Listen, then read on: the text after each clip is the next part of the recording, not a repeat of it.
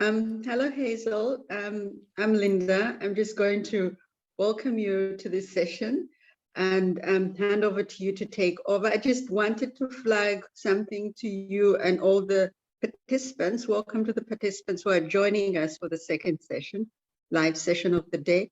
I just wanted to give you a heads up that load shedding is going to start at 11. So if you want to charge, you'll make sure everything is charged. I hope it doesn't affect any of our panelists until 12 o'clock. But Hazel, I would like to hand over to you. Please take over the session and thank you. Welcome. Okay, thank you so much, Linda. Please do confirm again if you can hear me so that I can hear you. I can hear you and I can see you, Hazel. Great. I'm so excited that you can see me and hear me. So welcome everybody to the Trans Identity in Africa conversation.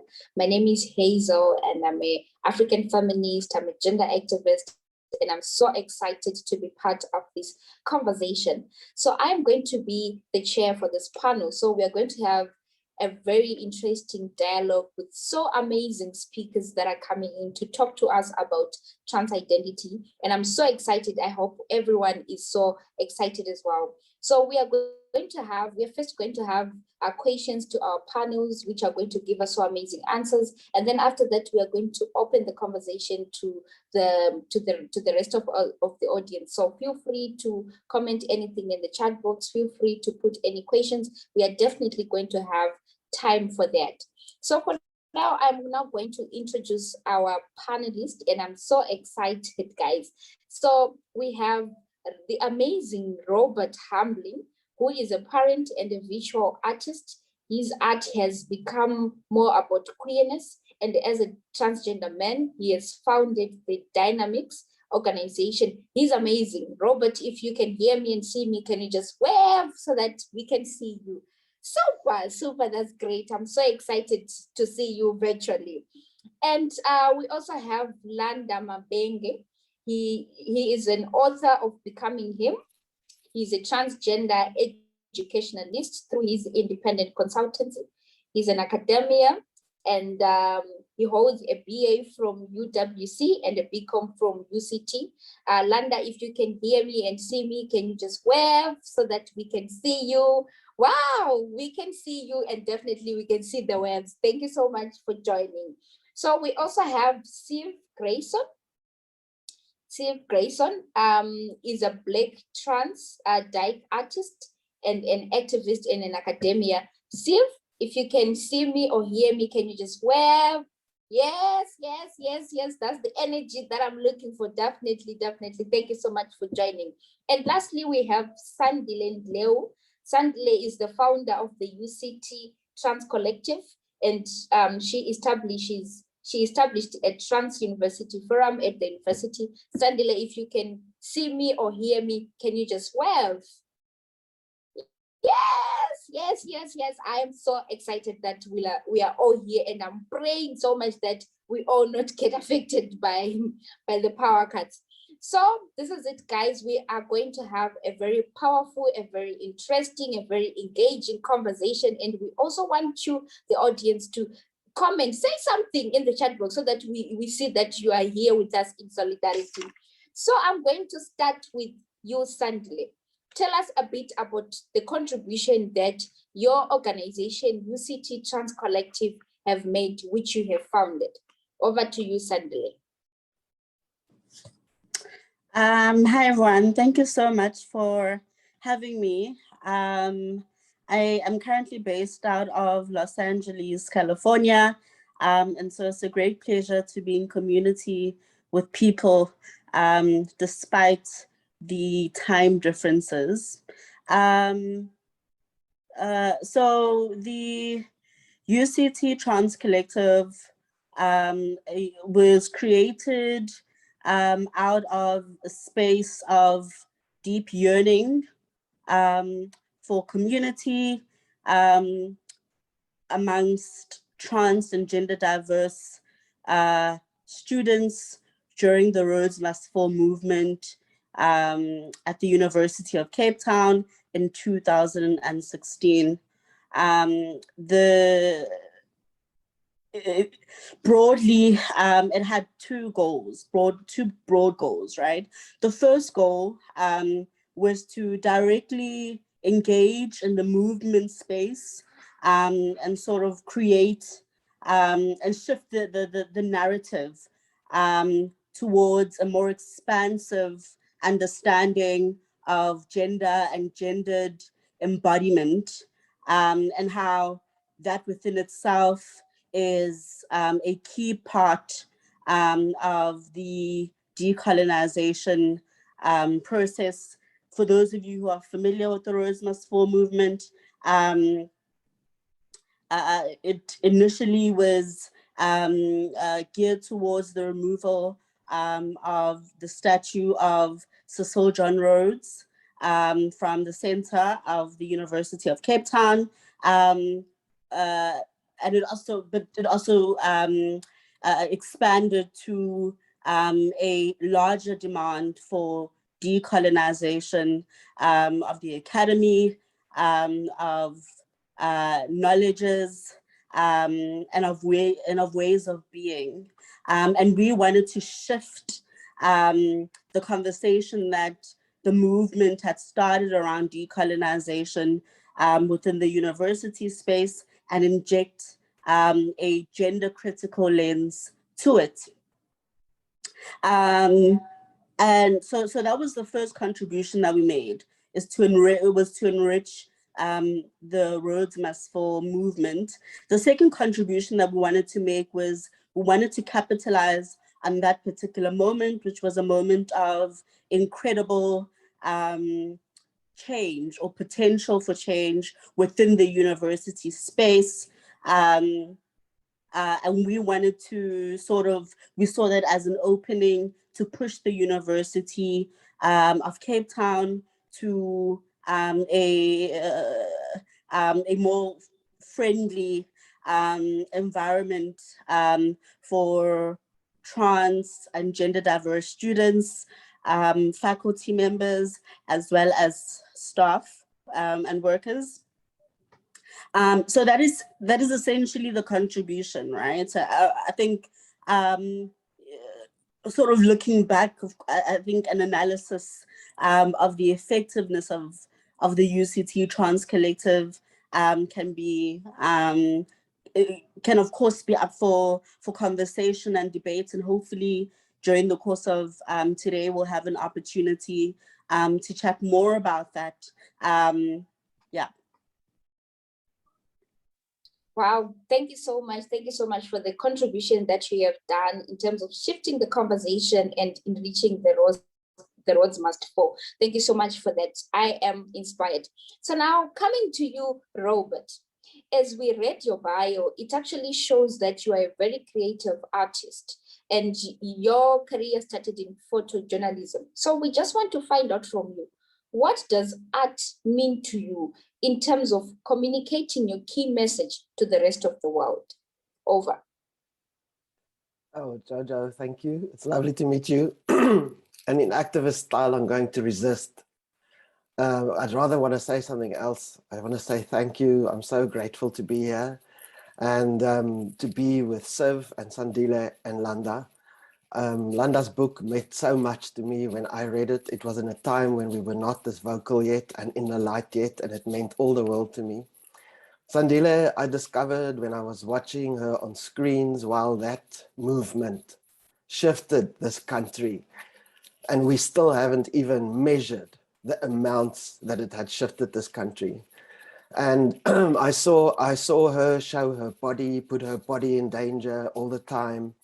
And she became my absolute hero. And I see how I can see how your voice became full of difficulty when you described that time now. And I remembered it too. And I just want to say thank you again. And then Siv, I discovered a week ago, and today I read the article that you made a protest against what happened at UCT and the doctors that spoke about us as if we don't exist. And so I'm in love with you too today. And so that's what I'd just like to say. I founded the organization. I was one of the founders of the organization Gender Dynamics many, many years ago when we didn't even have language. And thus it was almost every day fighting as if we don't exist. And to now stand in a time with people like all of you and Jojo, the youth that is speaking out the way you do, I just want to say I have great joy, and I feel almost like I'm struggling to speak. I feel so emotional. I'm so glad to be here. Thank you. And I'm able to do my art today the way that you did ask me a question about art. My current art is basically self-portraits. I don't think I would have, and my work does go into spaces that can show me with my body and my scars and things that happen to my body because of being a transgender person. And I don't think if it wasn't for all this work that all of these people and you're doing, that I would have been able to practice my art the way that I do today. Thank you. Thank you so much for sharing that. That was really beautiful. And thank you for recognizing the strength that we all have. I'm actually feeling honored that I'm speaking to, amazing, amazing people. Thank you so much for that. And thank you so much for your art. It actually, I've been looking at your Instagram. I wasn't stalking, I'm sorry. I was looking at your Instagram and I was just seeing so amazing. It communicates something and I was like, wow, this is it. This is it. Thank you so much for that. So now coming to you, Landa. Robert has also talked about your book. And when I read your bio, the first line was, Langa is an author. And I was like, wow, we need to talk about it, with your permission, of course. So maybe you can share with us, what was the inspiration behind writing Becoming Him? Over to you. Thank you so much. And hi everyone, so great to see everyone, especially Robert and Sandile, who I've known personally for 2 years. Nice to finally meet you as well. What Robert doesn't tell you is that he's also an author. He's written a book as well. And you mustn't play down here. So Becoming Him really was, for me, a testimony of the intersectional lived experiences that I embody. It was a narrative that I'd always wanted to share, but as you grow and as you become and as you get into who you are, you develop language, you discover new ways of understanding and embracing who you are. And I think by 2018, I had almost a clearer understanding of the man that I was becoming, the man I'd always been, and how I had sort of evolved over time, especially given the restrictions of home spaces that don't really allow you to exist beyond the pink and blue that we are sort of painted with as we are born, as we come into the world. So it took me coming to Cape Town, studying at the University of Cape Town, and slowly but surely finding spaces where I could get the language, the lexicon that spoke to me, my identity, who I was becoming. And so as a Black transgender man who is originally from a peri-urban area on the outskirts of Umtata, I felt it was necessary to share those experiences.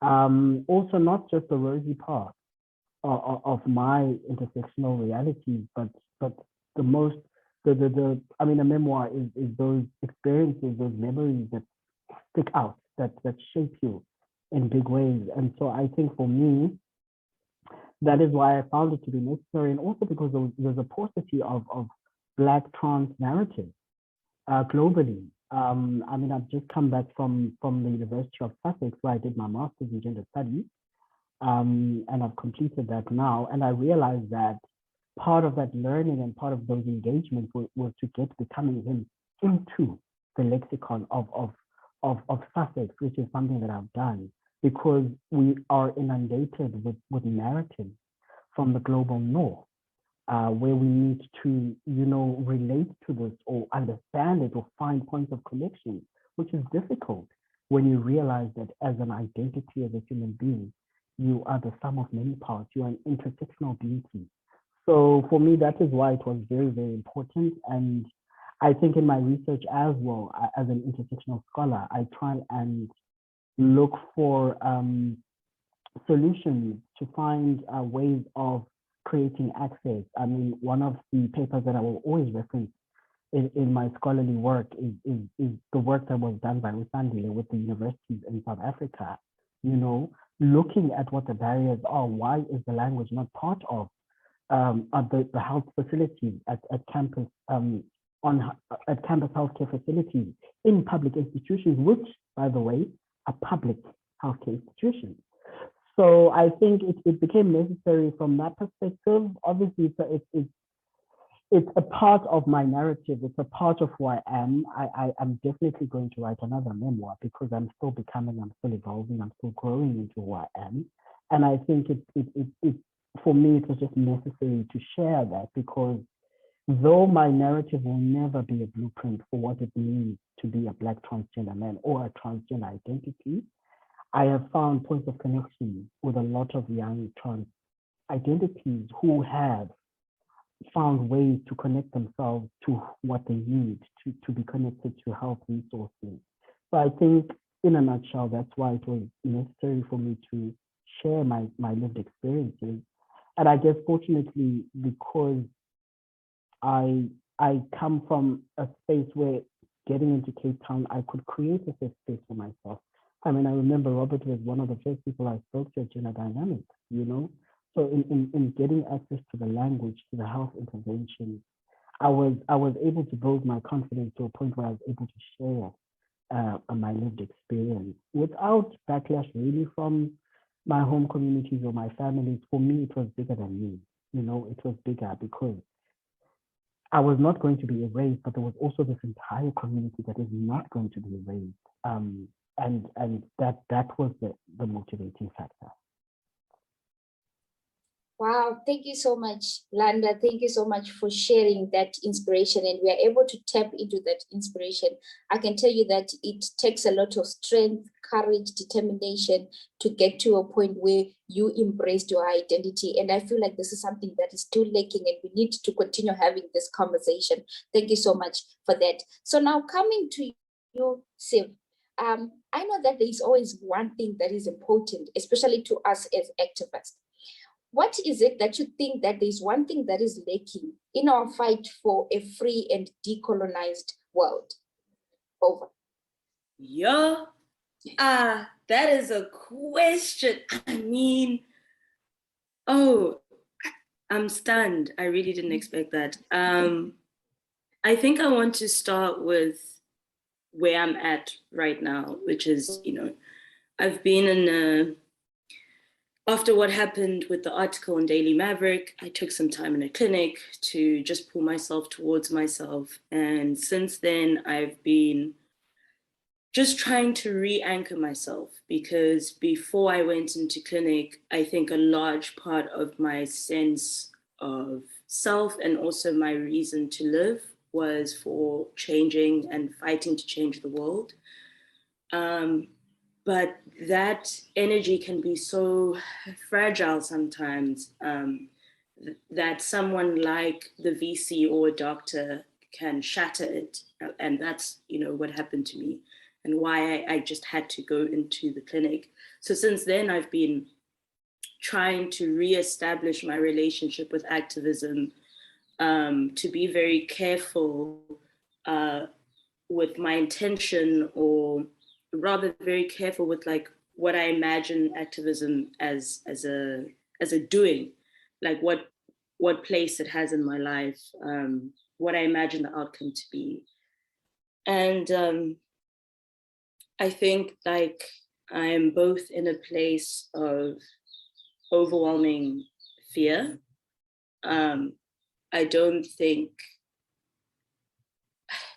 I think, you know, top surgery is such a complicated process. I went through top surgery back in May. And the narrative was always, you go in sad, you come out happy.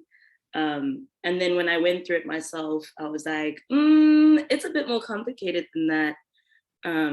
But the biggest shift for me was going from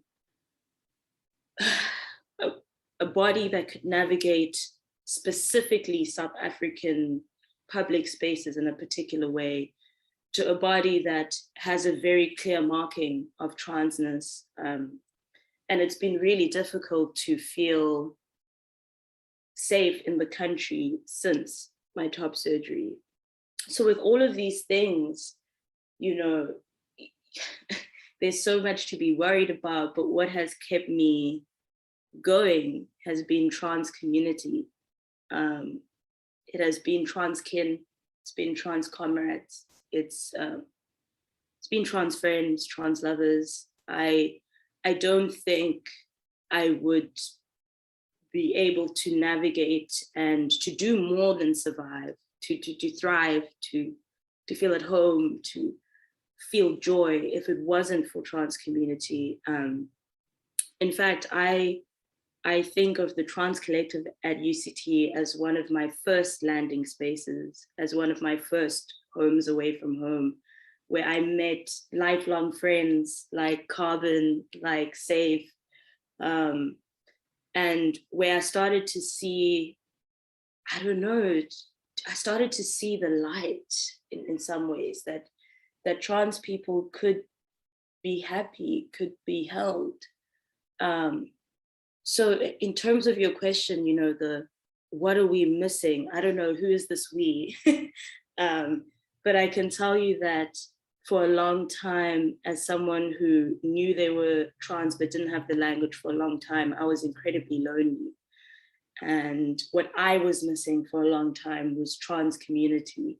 And now that I have it, now that I do have a trans picnic to attend in Cape Town once a month, with over 20 people, and it just amazes me. And then I look around at us and I'm like, oh my gosh, I know we exist, but look, we're here existing. The trans community, that building solidarities, building networks of helping each other get through this life thing, I think that's been giving me life, like quite in so many literal ways. It's really been a lifesaver, a life holder, a life enricher. Wow, thank you so much for that, and thank you so much for highlighting that. One of the things that is very important is our solidarity. We have each other. We need to support each other. We need to make sure that we are always there for each other. Thank you so much for that. And just to remind our audience that we are going to have a plenary session, so feel free to say anything in the chat box. Feel free to have a mental note about any question that you have for our panel. So now I'm going to give our panel another round of saying their last words, whatever they feel like they need to air out, whatever they feel like they need to say to the audience in terms of the trans identity dialogues, whatever that they feel like, this is, I just need to let this out. I just need people to know about this. So I'll start with you, Sandile. Over. I mean, I think this is such a difficult conversation because there's so much to say, right? And I think in the absence of sort of more direct prompt, it really is difficult to cast a net that will land with all the comrades that are in this space. I guess what I could say is, you know, perhaps we can think about and just sort of pivoting from the various contributions that the other members of the panel have given today. Perhaps what we could think about, I think, quite seriously as a collective, which is transnational, which traverses race, traverses class, traverses so many other sort of intersections of hierarchies and intersections of oppressions, is to think about what solidarity means across the board.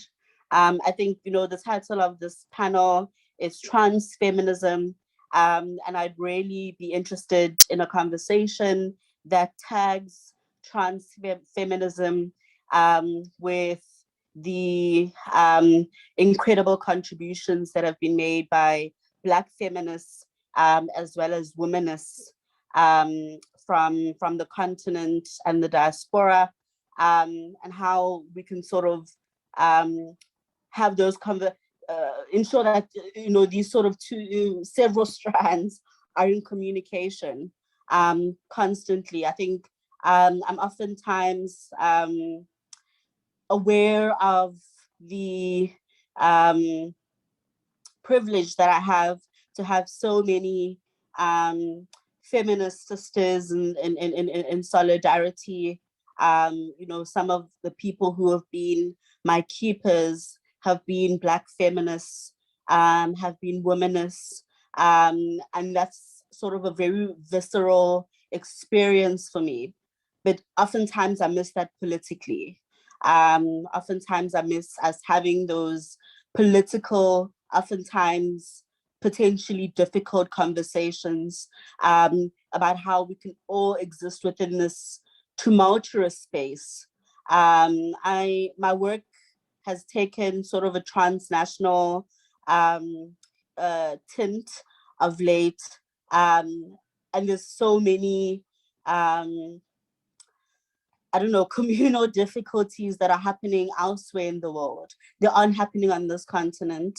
That's something that we should be proud of, no doubt. But I also think that there's work for us to do as a broader community, particularly as we see more and more a lot of the gains that we've been able to achieve over the last decades being rolled back by a sinister organization of regressive actors, predominantly from the West, evangelical Christians. I'm interested in thinking, I want to speak about the situation in Ghana and what cross-movement solidarity looks like. I want to speak about North Africa and what transnational and trans-movement solidarity looks like.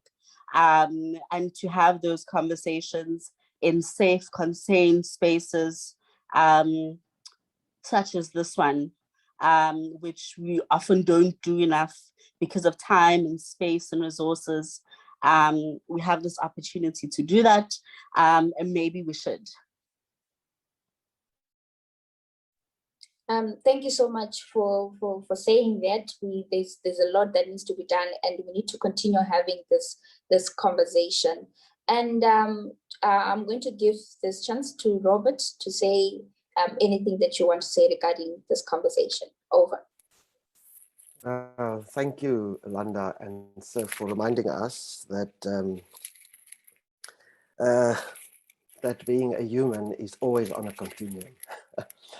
And that we're not just trans people that walked into a hospital and walked out another gender. I really appreciate that from your two different perspectives, and for Sandile for bringing us back to our feminisms, which also is on a continuum, right? And has to grow all the time. And we can never just say, I'm a feminist and know that that's a stable identity too. Another continuum or a trajectory rather, that I observed while I was working as a NGO worker at Gender Dynamics was the one that burnt me out. And I think all activists experience that on their first chapter of being an activist. So you there now, Sandila, I remember when you were in pain, Landa, we spoke about it often. But here we are, we're back on our feet, we're doing it again with more wisdom. But what I experienced was working with transgender children. And I experienced them in privileged homes in Sea Point, where a father would beat up his boy because he put on a dress. And I experienced children in the awful shelters of Cape Town, and trying to assist all these children while I didn't really quite understand what had happened to myself, even as a child. And eventually trying to get assistance from government organizations, and for a particular child that was caught out as a boy in a girls' shelter. I had to go assist on the ground there immediately, and then trying to find a place. And where this big dramatic thing happened over months where nobody knew what to do with this child. And eventually I got an email actually from the Deputy Minister of Social Services, who said to me, sorry, Mr. Hamblin, there's no place for children like that in South Africa. And I didn't understand what it even meant. I was just emotionally and viscerally devastated. There was no academic support for me, or, you know, we were 2 people or 3 people working at the organization at that point, just grassroots activists, totally working from a disparate view of me, a privileged person working, you know, in shelters. I'd been an artist before that. Anyway, I left the organization when it was being taken up by younger people and Black people and activists that were coming up. And I went to lick my wounds. And eventually when I came out from there, I started working at Sweat with the transgender sex worker woman there. And because it's the organization, the nature of it was obviously working with people that were on the margin and were not safe. Well, the reasons why they access services there, I mean, of course, they were having beautiful lives on the other part of their life. But I saw the trajectory going from these, when we started sharing our stories with one another. And it always started out as a teenager that was in a home environment or in a school environment where they did not understand this child's identity, as if such an identity didn't exist. And the child is expelled, or the child self-expels. And of course, the underworld, as our friend Lee Davids used to call it, has a place for children like that. Yes, yeah, we will acknowledge your gender identity, but you know, the price is your body, and the price is your innocence, and the price is your future. And there's this big conversation now, today, happening in public about children. And I'm seeing that the conversation, I still don't always know how to participate, but I have a godchild who is 14 years old. And recently she shared some very personal stories with me where her group of friends are all experimenting with gender identity. 3 of her friends have decided they are gender non-binary, and they have given themselves non-binary names. And all of it is joy. And I was like, and she keeps telling me how they laugh and participate. And so what I asked her was like, did they tell their parents about this? And she said, oh no, they don't see a necessity for that. And I realized it's because they're not having a crisis. And I remember when I was a child and I was experimenting with my identity as a teenager, I couldn't include gender because I didn't know I could. So we would just choose names that were gender non-binary, like mine was Jam Blick. Came off my same surname. Hamblin became Jamblin, became Jam Blick, but that didn't have gender on it, and I really stuck to it.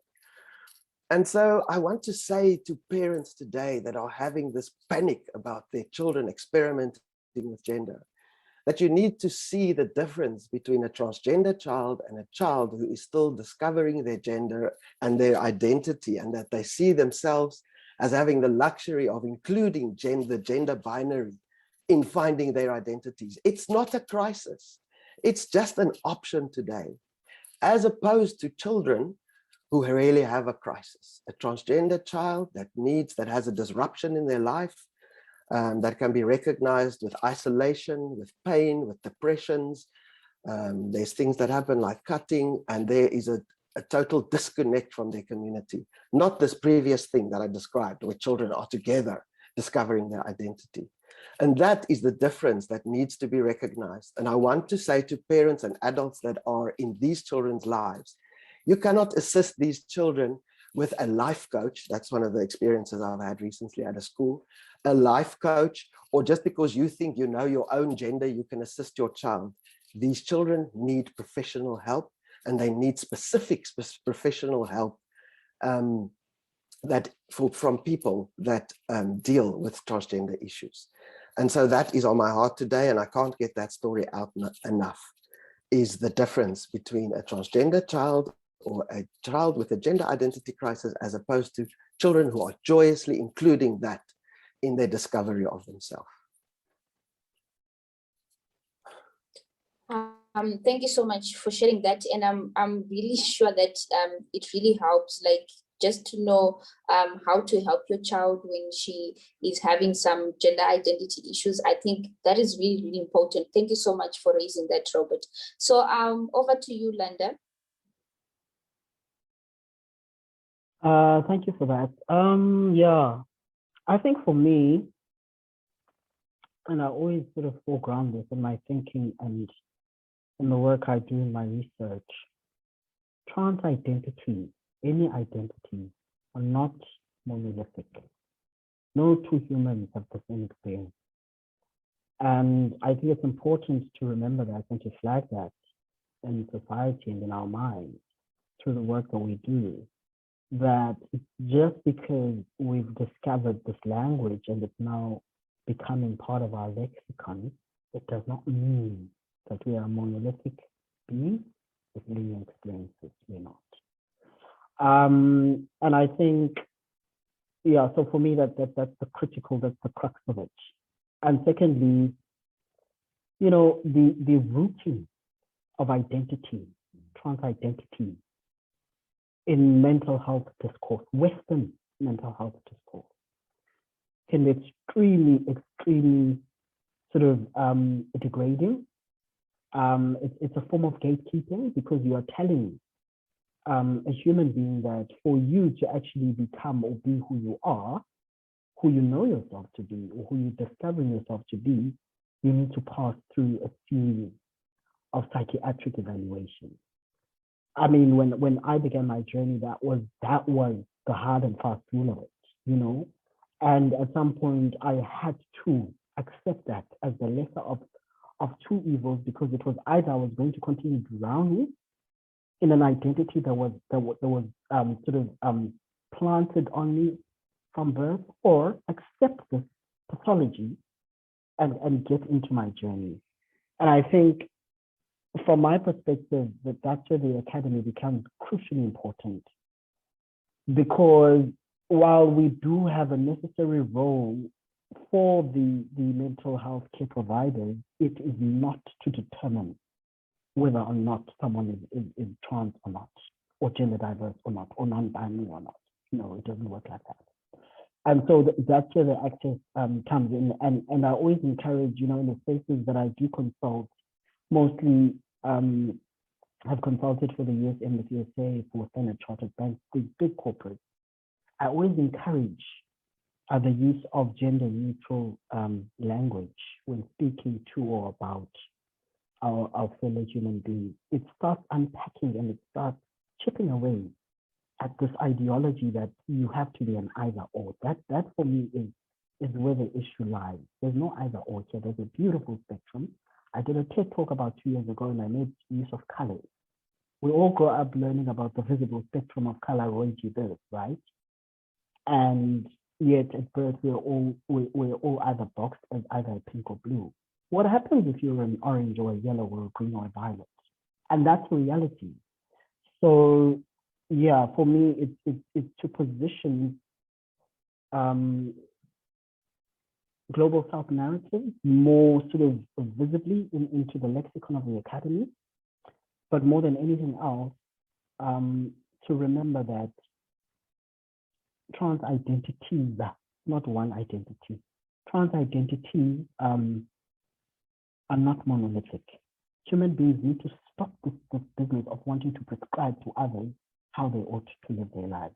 I think Paulo Coelho said this very well. Everyone has an idea of how others ought to live their lives, but none about their own. So I think that becomes the important work. And it's also so refreshing to see this multi-sectoral approach to these conversations. You know, we have different experiences, different levels of engagement in different areas in terms of this work. And that is how we eat this elephant, a bite at a time. And you know, that eventually gets us to a point where we eliminate the gatekeeping as well. You know, I get that some identities will have a more passionate approach because they've been part of this building of this landscape that is accessible to all, such that they guard it with their life. That's great. But let's try and find a point where we can come together and have these conversations, unpack them, and see how we can really get to a point where we you know, that the pathology for me is the biggest thing, and the importance of not seeing human beings as monolithic. We're not, and will never be. So yeah, that's my passionate sort of stance when it comes to trans identity. Thank you so much. Thank you so much. I love this open discussion because we tend to have so much wisdom and we tend to learn a lot. Thank you so much for telling us that. And remember, there is no one trans identity, there's trans identities. Thank you so much, Landa, for that. Over to you, Siv. All right, I have two things to say. First one is to cis folk. I appreciate that some of y'all cis folk who are listening in or who are not have made a move to think more about pronouns. But I want to make it very clear that using the correct pronouns is not the beginning and end of fighting for trans people. And that I would actually encourage you to look within yourself and to start asking very important questions about how you navigate your own gender. Because even if you are a cis woman or a cis man, there are aspects of being either a woman or a man that may not sit well with you.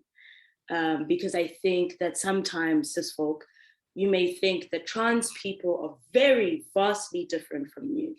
But there are actually conversations that we can have about the limitations of how gender is perceived that can really have us in conversation together. So just to repeat, cis folk, great that you're doing work on pronouns, amazing. That is not the beginning and end of if you want to call it allyship or just respecting another human being. I think that there's more that we can do. And I think it's important that you also look within the self and start with the self, because there's a lot to be learned there. Secondly, this is to trans folks now. Firstly, hello, I hope you are, wherever you are, that you're held, that you have people. I think it's very important for us to put ourselves in the living archive. I think it's important that we write books.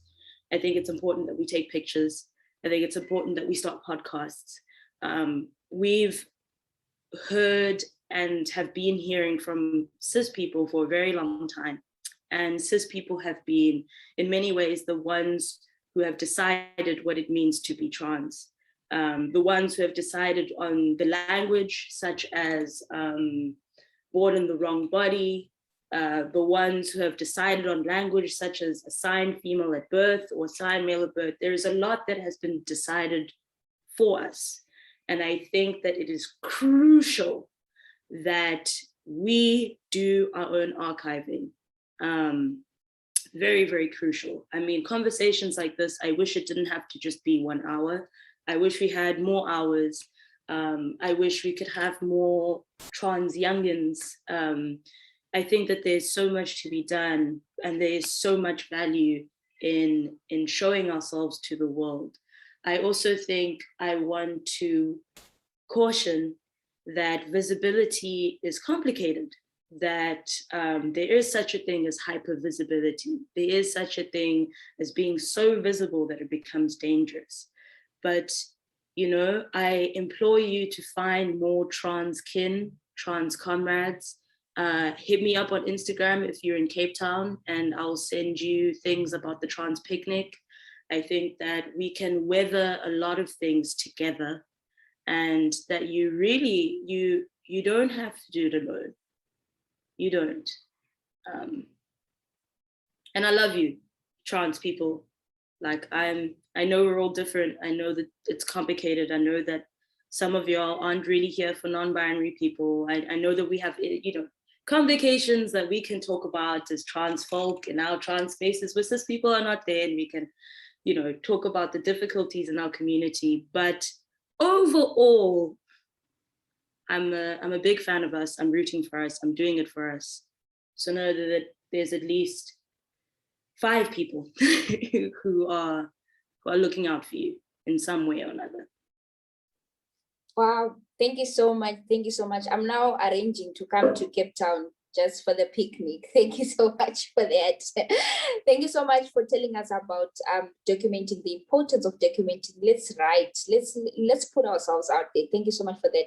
So now we have 15 minutes and I'm so excited that we have different comments. We have people on YouTube commenting, giving out questions. And so when I ask a question to our panelists, I'm asking for you to just reply in at least a minute so that we have time to make sure that we attend to all the questions that we have. So the first question is is from YouTube, from Nokutula. She said, I would like to inquire from Sandy Landa, Robert, what are your thoughts on lobbying for donors to provide financial support towards transitioning specifically to top surgeries? So I would like to ask Sif to maybe respond to this one.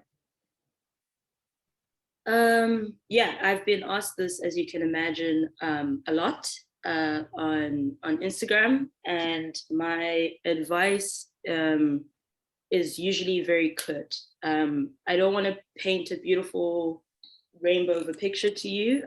Getting strangers to give you money for top surgery is very difficult.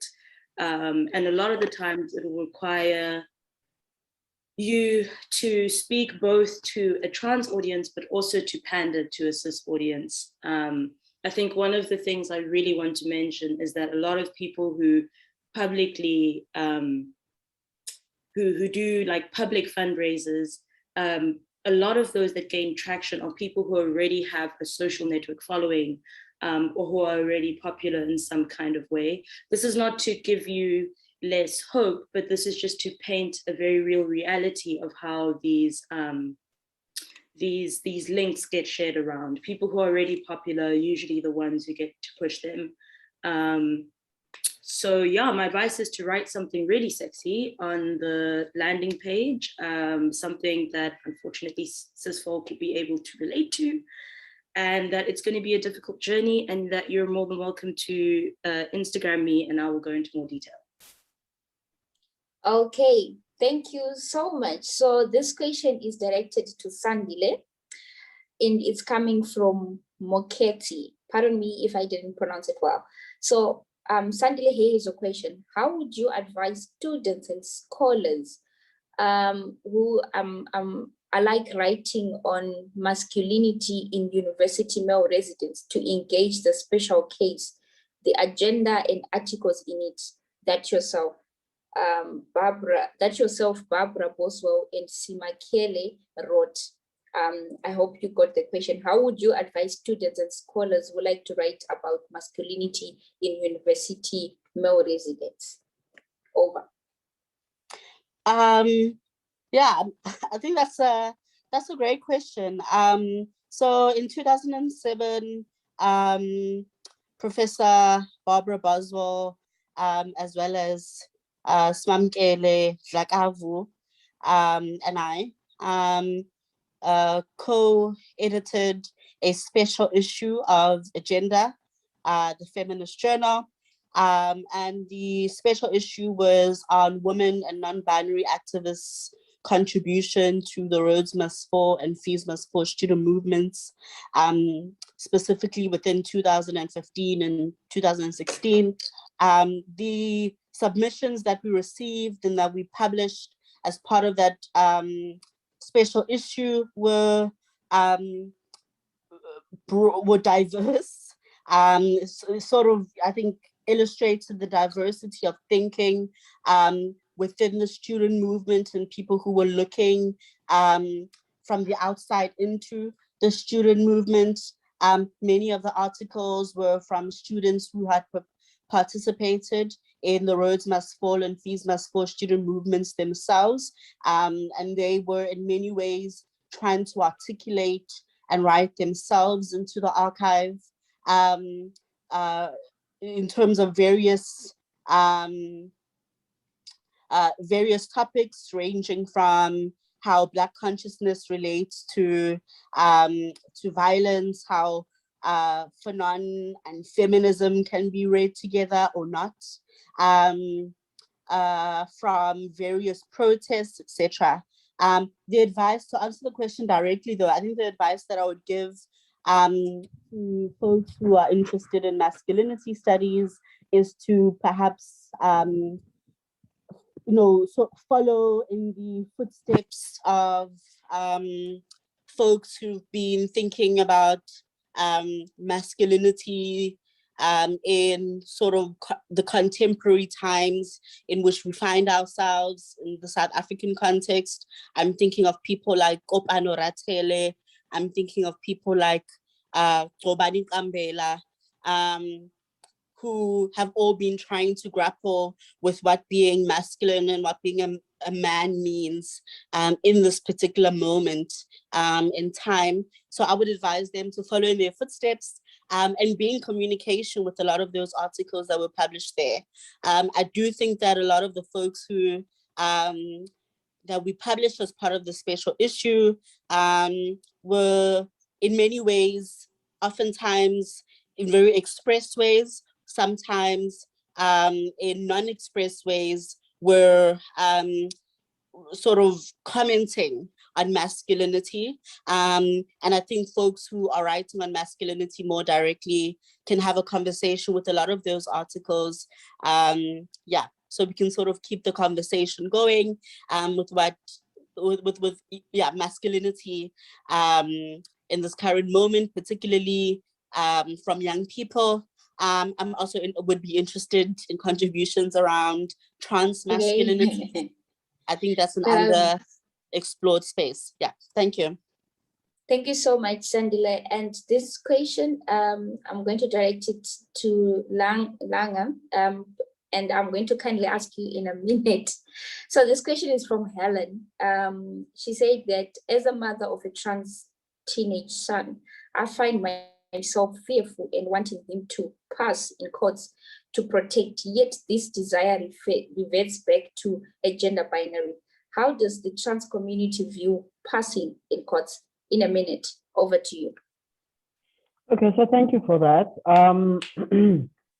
So for me, parsing for me is an extension of my expression, my gender expression. So as a masculine sort of expressing transgender man, this is how I look, you know. Firstly, kudos to Helen for, you know, embracing their son's journey. That's amazing. And I get the fear because the world can be extremely unkind. But I do also get that there are a lot of safe spaces. Perhaps they're not widely known. I mean, sort of has these picnics that I've just learned of today, which could be spaces where the deeper or the more relevant dialogue can happen in terms of getting sort of some insights into what could work, how to better support, how to not sort of restrict your son into this binary, you know, the gender binary, and allow them to lead through their expression. So that would be my advice. A lot of us older trans identities, and I don't speak for everyone, I speak for myself. I think we've kind of like had to navigate a lot in terms of what works, what doesn't work, which spaces can you go to, which spaces do you not go to, where do you expose yourself, how do you limit the violence that comes with being a trans identity. It's really a learning as you go. And I think it lessens the blow when there's a parent that's actively supporting their child. And so I would really encourage you to get in contact with people like this, to have those conversations, especially when they have availed themselves to say, I'm here, talk to me. I might not have all of the solutions, but we can definitely get the conversation going. Like the bigger element that is life, a lot of things we discover and learn and unpack as we go. Yeah, that would be my advice. Okay, thank you so much for that advice, and I'm pretty sure that we all had it. So now, lastly, Robert, this question is from Polo. So much has been said around language and visuality and being. I wonder about the violence of pathologizing being and processes of erasure. can you, if you want to comment around the issue of language and visuality and the violence associated with that? Over. Am I unmuted? Yes. I don't think I can do it better than Alok V. Menon did. And I want to read this. Being trans means existing in the underbelly of language. The premise of speech is the promise of it. But what about those of us whom there are no words? It's not that we don't exist. It's that we have been written out of language. Pronouns then aren't just about the ability to use a word like she. They are ultimately about our ability to be. This has never been about who gets to speak. This has always been about who gets to live. And then they talk about all the legislation happening in the US at the moment that's anti-trans. A pronoun is a word we use to stand in for a noun. A noun is a thing, something that emphatically and unequivocally exists. We are not allowed to exist. They use their adjectives to deny us our pronouns because they do not believe that we are nouns. To them, we are verbs. They call us dangerous because we are, distracting, deceiving, destroying. These are not merely things we do. They are things we are, always doing, never being. And then I'm not going to read the whole thing, but the end goes, it says, never forget, things are not only spoken into existence, they are also spoken into extinction. And so when I was young, I didn't, believe all this language I heard from academics, but now that I'm older, it's everything. Okay, thank you so much, Robert, and thank you so much to everyone that has managed to join. Unfortunately, our time is up. It could have been great if we had, like, I don't know how many hours to just talk about this, but there's still time. So I just want to thank everybody who has managed to join us on YouTube, on Zoom, having the comments in the chat box. Thank you so much to Robert, Landa, Siv, and Sandile. You all are amazing. Thank you so much to everyone. And remember, our solution lies in our collective strength. My name is Hazel Jojo, and I was your chair. Bye. Well done, Hazel. Thank you so much. Thank you. You're great. Yeah. Thank you so much, Hazel. Thank you so much. Your enthusiasm is so bubbling and infectious to all of us. Thank you so much. And I thank you so much to your panelists, Landa, Siv, Robert, and Sandile, for sharing your stories with us, for sharing your experiences, and for being part of this AFEMS conference. And yes, I hope this space that you go able to find more communities. And I hope this is one of the communities where you can come and do some of your academic work on transfeminism. Thank you so much. And thank you for